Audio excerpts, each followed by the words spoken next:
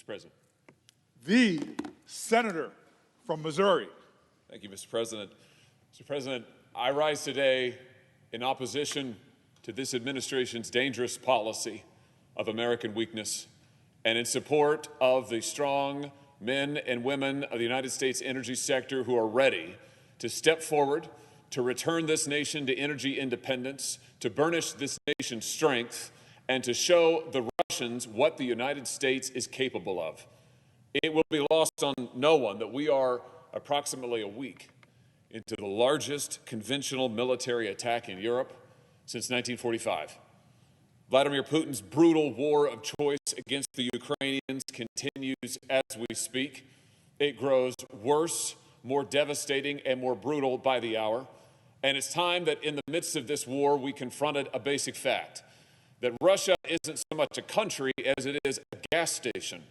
And Vladimir Putin's gas station is open for business and pumping away. And this administration, Mr. President, has made the decision to make this country more dependent on Russian oil, to make the world more dependent on Russian oil, to embolden and empower Vladimir Putin at a time when the world can ill afford it. And it is time to change course. And we can change course. We can change our energy production policy. We can open up our energy sector to make us once again the dominant energy producer in the world, to make us truly energy independent, to make us energy strong, to put Russia in its place, and to put the United States at the head of the energy sector worldwide. But that's not where we stand right now. Today, the United States is importing. In the midst of this conflict, in the midst of Russian aggression, the United States is importing, buying from Russia to the tune of 670,000 barrels of oil every single day. It's nearly doubled just in the past year. Now, I would submit to you that whatever you think about this administration's geostrategic policies, this is, after all, an administration that has managed to lose 2 sovereign nations in the space of 6 months. Whatever you think of that record, this is not sustainable.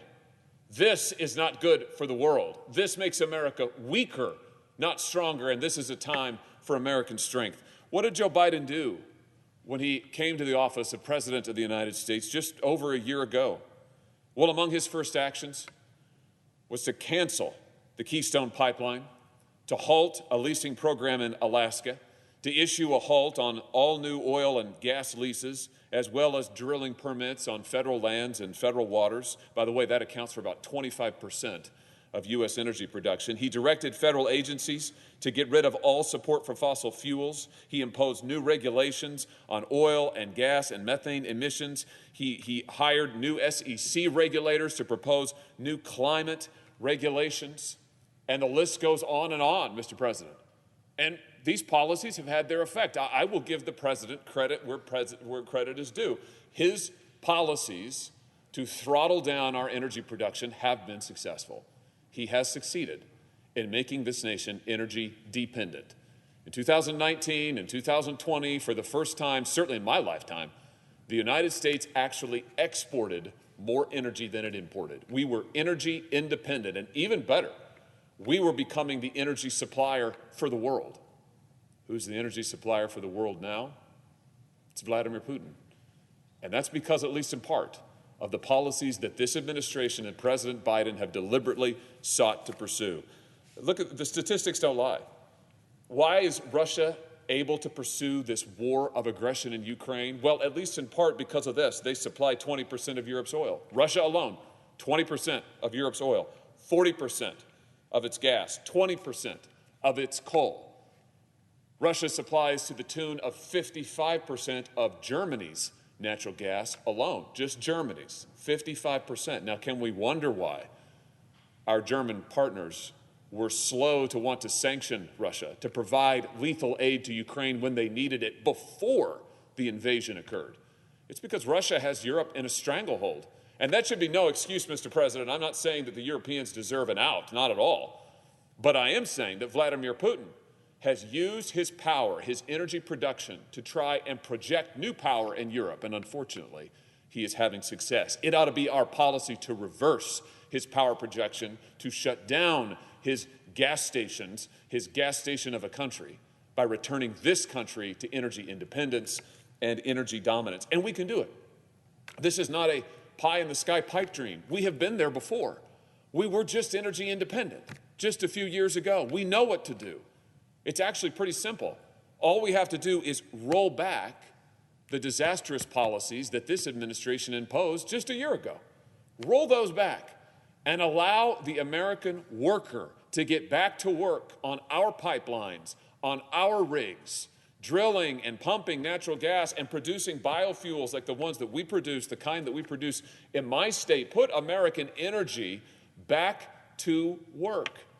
It's actually pretty simple. Sometimes, Ronald Reagan once said, there actually are simple solutions. Not easy ones, but simple ones.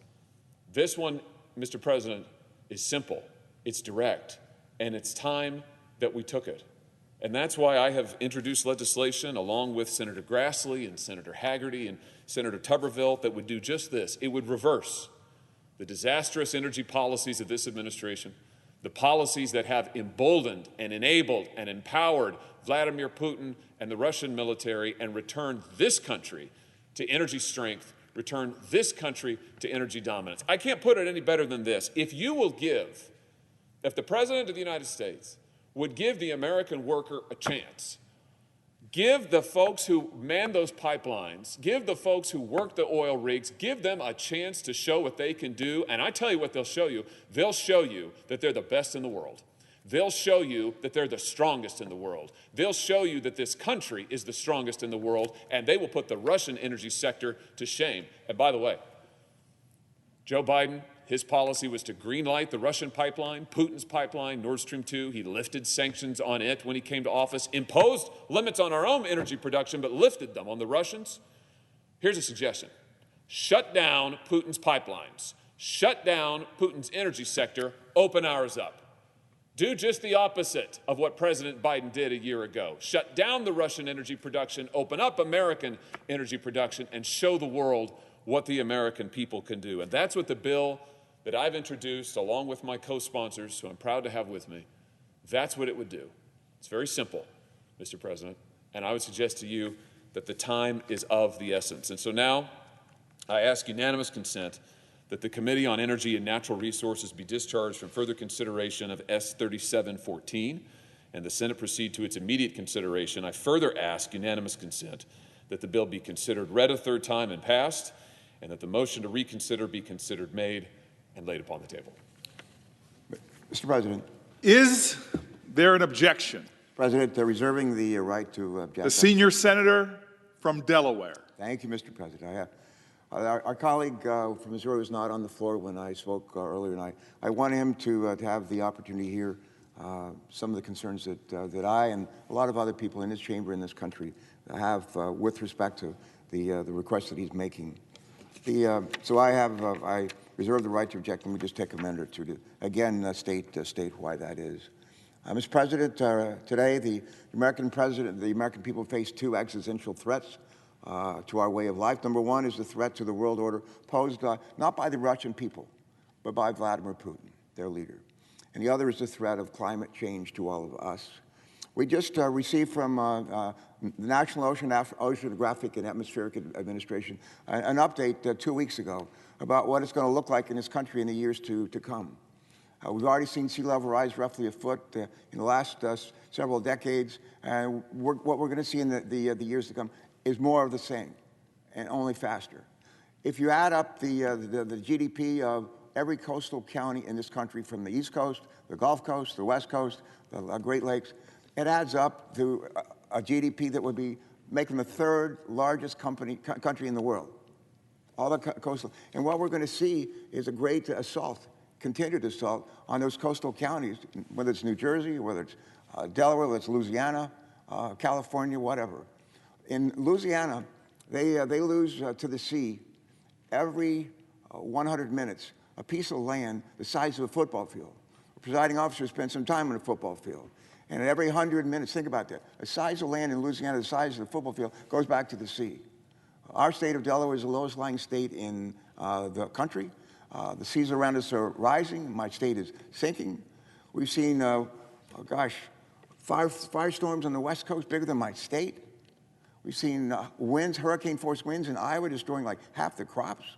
We've seen temperatures, 90-degree temperatures in the Arctic Circle, the hottest summers on record year after year after year. Something's happening here. And what it is, with the apologies to Stephen Stills, it's exactly clear. And what the problem is, there's way too much carbon in our air, and it's increasing. We need to address that.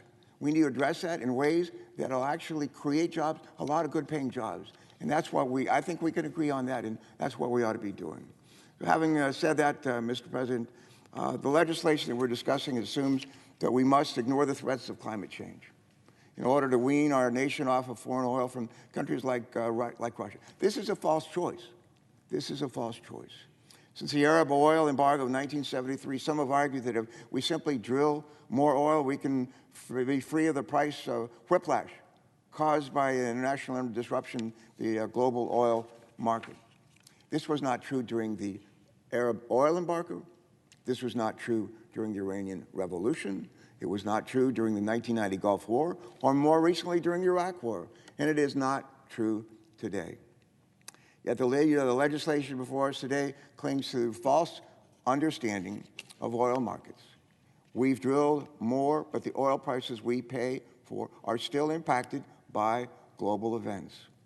Instead, we need policies that help our economy smoothly transition off of oil, providing good-paying jobs for a lot of Americans, while at the same time giving consumers more choices in the way that we fuel our vehicles, our trucks, our cars, our vans. We need to give consumers real fuel choices that are domestically produced, better for climate, and that are not tied to the global oil market. The choices could include electricity from nuclear energy, something that presiding officer and I and others agree on. The choices could include the biofuels made by our farmers, something that Senator Thune was speaking about earlier. The choices could include fuel cells running on clean hydrogen produced by our refineries. All these options are things we should be pursuing. As it turns out, if we do, and there's a lot of bipartisan support for doing what I've just outlined, we'll actually address this climate crisis that we face on this planet, and we'll produce one heck of a lot of jobs for people throughout this nation. In doing so, we buffer our economy against the threat of Russia and the very real threat of climate change. And with that, reluctantly, I must object to the gentleman's unanimous consent request. The objection is heard. Mr. President.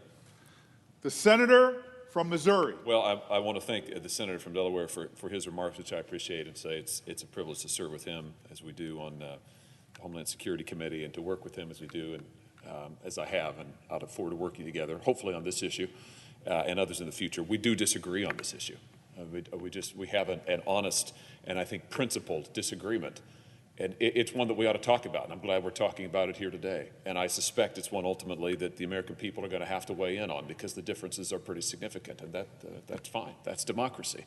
But I just want to highlight two things that I think that where we have a principled disagreement. The first is the idea that if we produce more energy in this country, that it won't have any effect on prices, energy prices, or make us energy independent. I just ask the American people, I mean, does gas cost more today than it did before Joe Biden became president? Yes, it does. Are you paying more for groceries? Are you paying more for, if you're a farmer, for fertilizer? Are you paying more for every input that is associated with energy today than before Joe Biden was president? Unfortunately, yes, you are. Inflation is out of control in this country.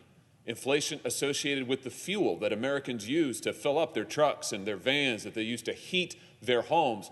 It's out of control, and there's a reason for that. This is the reason for that. We're not producing energy in this country like we were. We were energy independent in 2019 and 2020. It's not as if it can't be done. It has been done. Prices were lower. It's basic supply and demand, but there's also a national security aspect to this. Why would we want to be dependent on a totalitarian state that is invading its neighbors and is seeking to establish energy control of Europe and beyond? Why wouldn't we seek to thwart it? And why would we ask the American people to pay more day in and day out to heat their homes, for fuel for their cars? Why would we put them through that? Why would we ask them to do that? I just submit to you that there is a real trade-off here and that the administration has chosen the wrong side of the trade-off. Put the American energy sector back to work. One other comment. I know that the special envoy for climate, former Senator Kerry, has expressed similar concerns about climate change and has said recently that he fears that the crisis in Ukraine will distract from the urgency of climate change. Well, I submit to you that the crisis in Ukraine, that the existential threat to that proud and sovereign nation, which is now in danger of being extinguished, the threat to stability in Europe that Russia now exerts, and the threat that China will exert to the world, that yes, indeed, that may distract from climate change, but that's just reality. It is time that we face the most pressing security threats that we have. And putting Americans back to work and lowering their gas prices and their fuel prices, making American families safer and more secure, and making our enemies less secure, that's a good policy, Mr. President, and it's one that I hope we can have. So I thank my colleague, my friend, the senator from Delaware, and I expect this won't be the last time we talk about this. And with that, I yield the floor. Mr. President. The